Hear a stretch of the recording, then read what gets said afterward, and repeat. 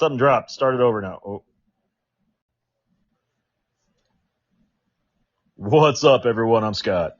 And I'm Jason. And you are listening to Liquid Carnage. My friend, how are you? I'm good. I'm really good. I'm good. We always try to stay away from sports, but the Suns just made a huge trade this week that I don't know if I'm a fan or not a fan, but boy, this owner just says, you know what, screw it. If I have some money, then let's throw away the money, Yeah, it's interesting. You talk about the Bradley Beal trade.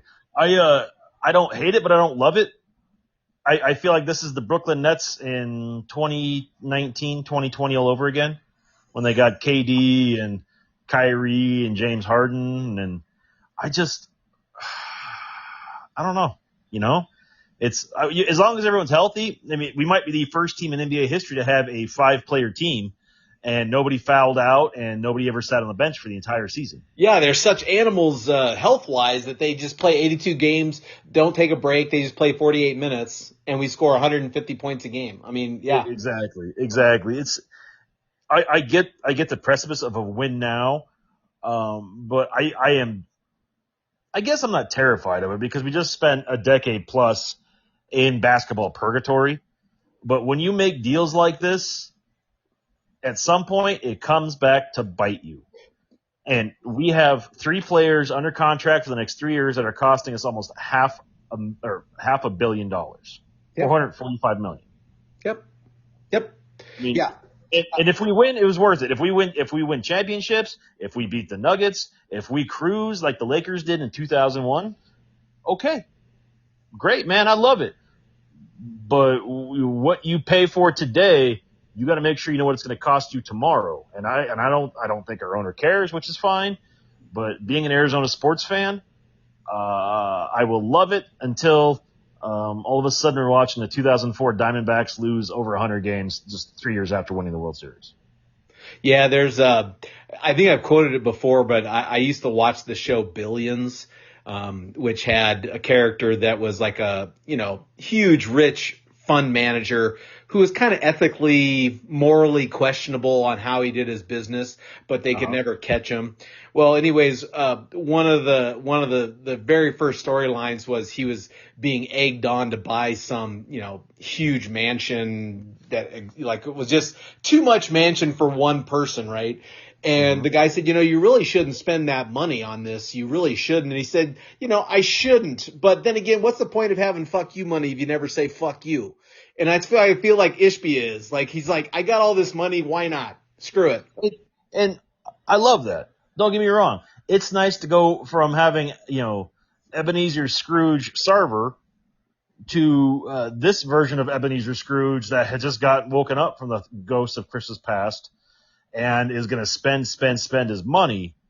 But it don't mean a thing unless we get that ring.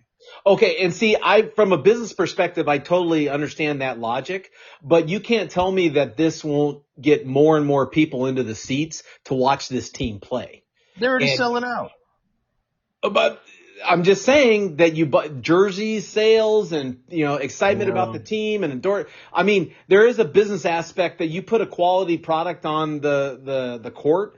That will pay for itself. So maybe that's where his thoughts are. $500 million.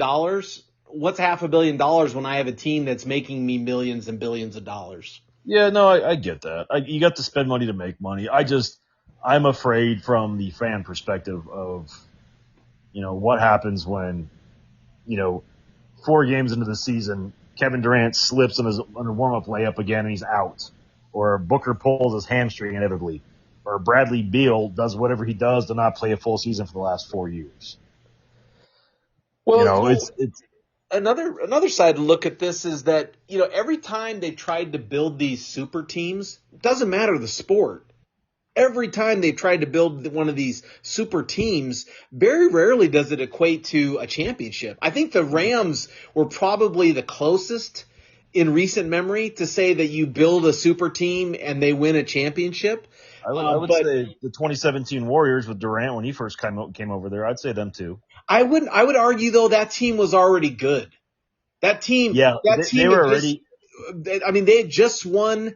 Then they had the best record in the league the next year and lost in the finals. So when you added Kevin Durant, you already had a great team that was easily capable of winning championships without Kevin Durant.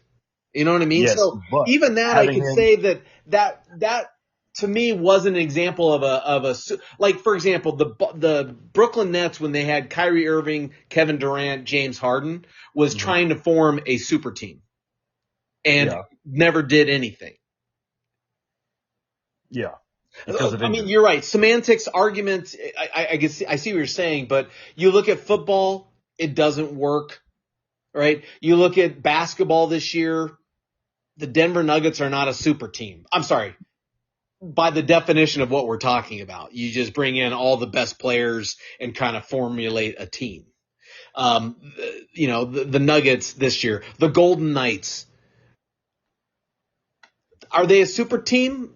They've got good players, but I wouldn't say they're a super team where you would take all of the best players of hockey and try to form a team, right? Yeah, no, I don't think you can do that in hockey. That's a different story altogether. My point being with this is because it's way off topic from today's. It's fun to be cautiously optimistic that maybe this is the one time it works in basketball, but when you look at how much of our future has been mortgaged through the draft, clearly we're not a team that's going to draft anyone over the next 7 to 8 years because we have no draft picks. So it's going to be there's no draft and develop players. That's out. It's and really, that only hurts you when you have the bad year and you get a lottery pick. Yeah, and you're picking 30th every year, the 30th best player is not going to be as good as one of the starters that's proven themselves. So, I mean, it only goes against you when you do what the Rams did, where they shit a brick, and they got the number 5 pick, and they had to give the number 5 pick away to Detroit. That's when it screws you. When you're winning and winning and winning, and you're getting the bottom end of the draft, it doesn't hurt you as much. Yeah, I guess. I mean, I just look at a team like Denver that Jokic was a second round draft pick, and he took time to develop. But if even for as unnecessary as it is in a sport like that today, it's still helpful. It still buys you time, and you occasionally hit gold. I mean, look at Mikal Bridges, look at Cam Johnson. Those guys drafted were doing great. They're going to get paid, and now we don't have him anymore. But, well, and the argument there could have been Mikal Bridges was going to get paid. It may not have been by the Suns, right? Yeah. I mean, he might have been traded anyway. So the chance of him staying would have been better without Kevin Durant here, maybe. But there's no guarantee we could have kept him as well. Yeah, no, I get it. At the end of the day, it's a business. But like you said, way off topic, neither here nor there. We just got to wait. Basketball doesn't start till October, so we got a few months away. Training camp is in front of us for football. Congratulations to the Golden Knights and the Denver Nuggets. Apparently, if you have gold in your title, you have gold in your rings for championships this year, because that is what happened. Vegas did not burn down from the championship win over the last couple days. They did have a massive parade and party on Saturday night. I don't know if you saw the pictures, the videos of that, but no, I didn't. I didn't. Well, that must mean good things for the 49ers this year then. Maybe if the trend continues. Yeah. You know what? That's a different story for a different day. That's right. So anyway, we did have a topic today. Yeah. No, we were talking about it, and obviously, as the executive producer knows, my mind gets thinking and going down rabbit holes, and it kind of led to this topic. So I read on the news this last week that there was a big story out of Japan that their legislature had made a couple changes to century-old laws, two in particular. One, that the age of sexual consent for a girl was raised from 13 to 16.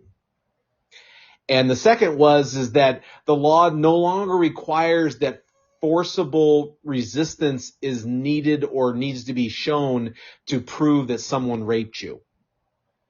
That's almost archaic. Yeah, and these laws were enacted in the 20th century. Now it was the very beginning of the 20th century, but these laws were on the books from only about 100 years ago. And in Japan, in order to prove that someone actually raped you, you had to show physical signs of resistance, and that a girl at 13 you could have sex with a 13-year-old, and it was legally permissive. Man, that's wild. And so when I was thinking about it, it's like, so much of what we deem as right or wrong is based on the laws that we as a society or others in another society deem important, right? Yeah. And yet it got me thinking, is that the best way for us to determine what's right or wrong? Is to by the laws we draw up, or is there a fundamental right or wrong that should, pre-take any law that a society makes as legal or not legal? It's funny to me. I feel like, and I felt like this for a while, especially over the last 7 or 8 years in our country, the initial reasoning when the laws were made were to be living, breathing laws that would evolve over time and change with the times, to be, I don't want to say progressive, but to be something that people would understand in today's context. Does that make sense? Okay. Yes, it does. So what might have been good in Japan 100 and some odd years ago, we know is not good today based on advancements in technology and social conscience and just overall morality. And the fact that they've increased the age, good for them, probably still not enough. But I don't know if I'm speaking just because that's the way it is in America. And it's like when you go to your friend's house growing up, different rules at different houses. Maybe that's just what this is. It's just, this is the cultural belief over there versus what our cultural beliefs are over here. Yeah, I mean, when I was 15 years old, I went on a European trip for school. Like someone had planned a European trip where kids got to go and do 12 countries in 10-day bus tour. Mm-hmm. And when we got to Germany, at 15 years old, they sold me alcohol without even a hesitation. So the drinking age, and this was in the 80s, the drinking age in Germany was 15. And I remember the very first time I'd ever gotten drunk was not with my father, or my mother, but in Germany, because there was no legal age to stop me. Yeah. Which then leads once again. So is that right or wrong? I mean, if it's legal, then they're saying it's not wrong for a minor to drink. Yet in the United States, we do make it wrong if someone under the age of 21, drinks illegally. Or we make it a crime, right? If a child drinks under the age of 21, they could be charged with a crime. What makes it good or bad is based on kind of the societal norms, I guess. Yeah. Versus, no, there's a fundamental, you shouldn't drink before the age of 21. Because we have enough examples of places around, Canada, Mexico, Germany, just to name 3 off the top of my head, where their drinking age is much lower than ours. Yeah, absolutely. It's just, and I guess it's all about the context too. And we're looking at the context of these laws in a foreign country from the eyes of 2 guys that have lived in one country our entire lives, and see the world through American eyes, not internationalized Japanese eyes, whatever you want to call it. If those are their social norms there, it's probably pretty groundbreaking to even advance that age 3 years, let alone, anything else. Yeah, I didn't read the inner dealings of how the legislature in Japan figured out, why they changed it. Like, it didn't go into why they decided to change the age or why they decided to change the law on what constitutes rape. I do find it fascinating, though, that, a year ago you could, or not even a year ago, 2 weeks ago, you could have sex with a 13-year-old and not get in trouble. And now 2 weeks later, it's morally wrong. Wrong. Maybe this leads into what you said earlier, though, that, the rights and wrongs of a society do change based on the events that kind of guide us. And maybe that's why, before it wasn't a big deal, but now it's like, no, we probably need to change that law because something in their society made it, there's something wrong if this is still legal to do this or do not do that. Yeah, and that's what I've been watching in our country for the last couple of years. It's very interesting to watch politically the conservative movement versus the progressive movement, where the conservative movement wants to make everything traditional and keep everything 1950s, 1960s style, where these other cultures or other lifestyles they can live just in the shadows, not out and free. Where the opposing side, the progressive side, is like, man, if you say love is love and everybody should be able to be loved, why do you have a problem with these people being loved in their own way? And I believe that's a very similar line of argument in today's conversation, Yeah, well, and even among states, what they determine as right or wrong is, I'm going to say it, and maybe I'm saying the wrong word, but it seems subjective to me. Yeah. Like one state calls something illegal and another state does not call it illegal. It's the same activity. Yeah. So obviously it's a subjective opinion.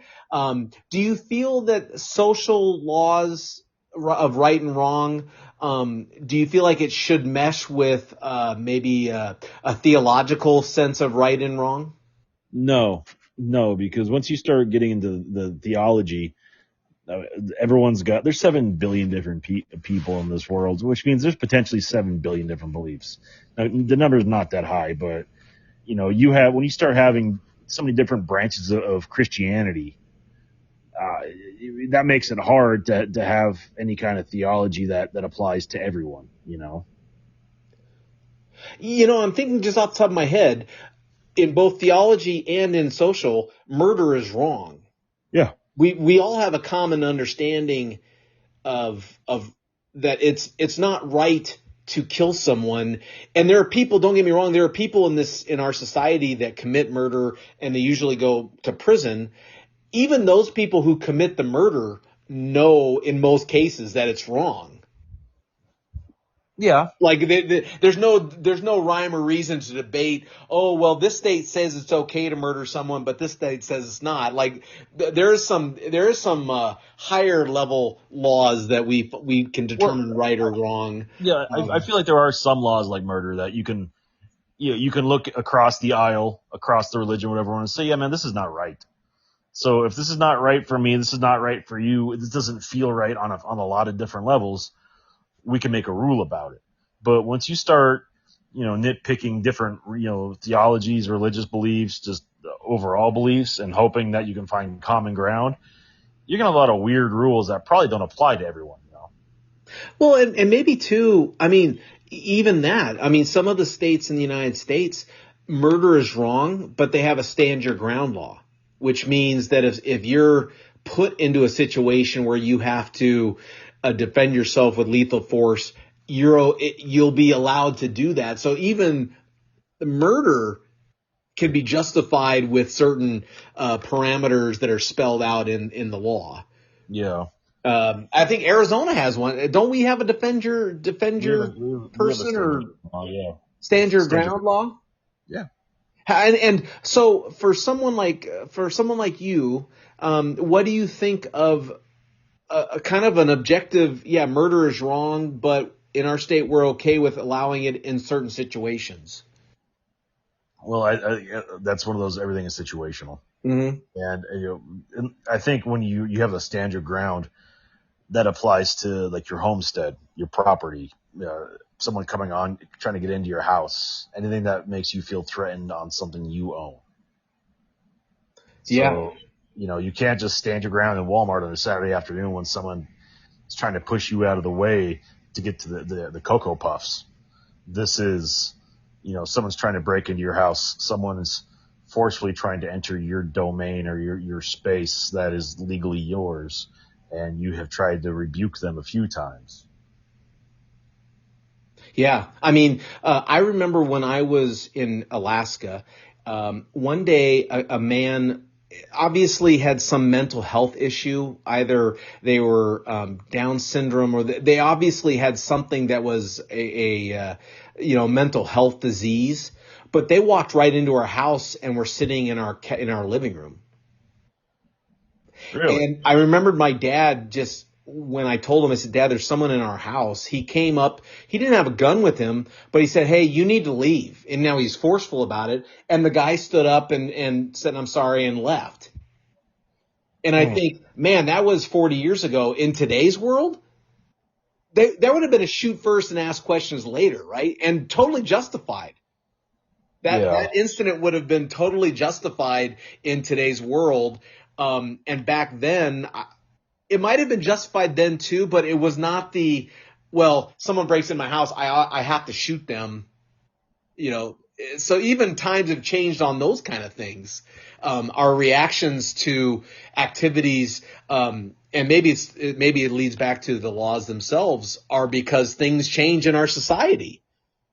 Yeah, that's true too. Where someone breaks into your house now, hell, you don't even have to break into the house. What was that? Where was that guy? And it was in North Carolina where the kid went to pick up his brothers, but he went on the wrong street, and the guy didn't even open the door, just shot him through the door. Yeah. And chances are that guy's I don't know the whole scenario, but that guy's probably going to get a stand your ground law that says, hey, if I felt threatened, I had every right to shoot someone. Yeah. But that's the gray area, though. It's not like if that guy wasn't pounding on the door saying, hey, open up, I'm here to get you, versus the guy just pulls out a gun and just shoots him. There's a big difference between the two, How much do you think laws require the competency or the intelligence of the people who are out there in this world to be able to determine whether their life is threatened or not, or if a crime is being committed or not? I believe laws are written in a way that are so complex, a layperson cannot understand them because they seem so black and white. But I believe they are actually written in a way that any smart lawyer, any experienced person with an understanding of the law can take that black and white and make it gray. Johnny Cochran comes to mind. Robert Shapiro, the OJ lawyers. Those guys were geniuses when it came to black and white and making it gray. So any good experienced defense lawyer I don't think has a problem doing that.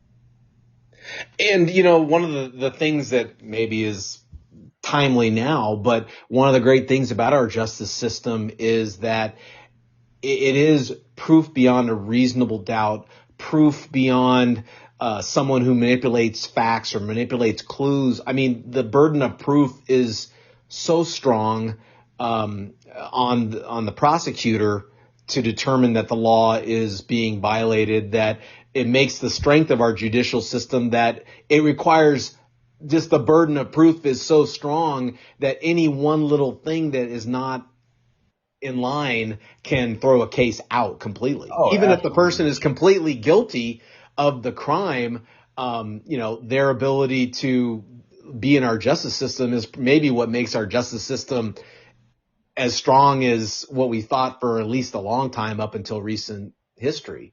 Yeah. Yeah, and that's really it. It comes down to the burden of proof, but that's probably the only consistent thing we've ever really had in our legal system. It's you have to prove, if you're a prosecutor, this person is guilty based on the evidence that you have. If you're the defense attorney, you have to prove your client's innocent based on the evidence provided. So it's like if you read a story and I read a story, we both take two completely different versions of the same words written on paper. That's really what court is.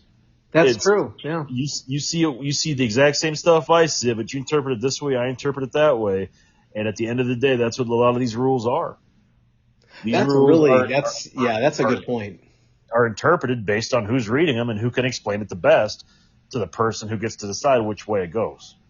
And even in, coming back around to this Japan law, I'm sure there's people in Japan that saying, I don't know why you're raising the law. I've met tons of 13-year-old girls that are old enough to, be wives and be part of a family, make a family. I don't even understand why you're changing the law. That was the culture 150, 200 years ago. Yeah. There's also a reason why families had 5 and 6 kids, because they knew 4 and 5 wouldn't make it out alive of their childhood. Yeah. So with the advancements of technology, Marvel medicine, and common sense, you don't have to have 5 or 6 kids unless you want to have 5 or 6 kids. And, the age of consent doesn't have to be 13 anymore. It could be something that's legitimate, like 18, but that's the American way. So clearly, if we're waiting until 21 to drink and 18 to be a legal adult, maybe we're a little bit more on the conservative side of the fence post when it comes to what makes a kid versus what makes an adult. Maybe the scary part to me too is that maybe whoever came up with these numbers said, yeah, I look at our societal kids at 18, they're not ready to drink. Yeah. You know what I mean? Whereas in other parts of the world, it's like maybe drinking is not as big of a thing as it is in the United States. Maybe that's what it is. You have to look at it like this too. It's what has, if you're in a cultural based society, which Japan is a very heavily cultural based society. They believe in ancestry. They believe in what's been done over generations. They're very family oriented for that fact. So if this is the way it's been done for the last 30 generations, if it was good enough for my great grandfather, why is it not good enough for me? Yeah. Yeah. Well, let's be honest, Scott. 5 years ago, it was illegal to have any sort of marijuana in Arizona. Yeah. Well, and now, yeah, exactly. There's a perfect example. They make it legal, and now even my opinion about people who use marijuana, me using marijuana products, has totally changed than what it was 5 years ago. Well, because the laws have had to get creative with it, and the businesses have had to get creative with it too. I know, but I guess for me, what blows my mind is the actuality of what's happening has not changed. Like when I see a pothead, that has not changed that person uses pot. What I find interesting is 5 years ago, it would have been, man, that guy's breaking the law. He needs to go to jail, to, wow, I hope he's got some stuff because I'd love to get high today too. Yeah, but that's what I mean? It's just so strange to me that the law, you make something legal in the law's eyes and the same activity now becomes okay or the norm.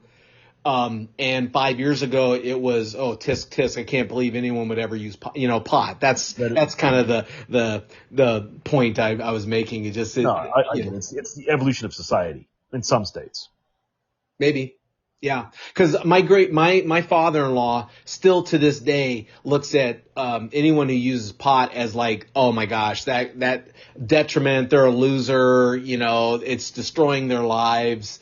And I'm thinking to myself, he belongs to that old view of the law, and we belong to the new view of the law, and how it's the same thing, but the same activity, but the view is so different. So that's true. But Japan now they've decided that 13 was too young and 16 is okay. And I look at it as like, wow, 16. I know a lot of 16-year-olds that, I don't know if I would want them being, not underage to make a decision to have sex. And let's be honest, we have to be honest here. We are not so naive to not think people are having sex at 16 in the United States. I'm not saying that. I'm just saying, boy, it seems like that's still pretty young. Well, that's Japan's problem, not America's. Well, yeah, I mean, but they're still having sex illegally now. So maybe if we made it down to 16, we'd feel better about it because, hey, it's legal now. So have as much sex as you want. No, it's still weird. It's still weird. It's strange. When you say it like that and the age we are, it's weird. And I don't like that. Yeah.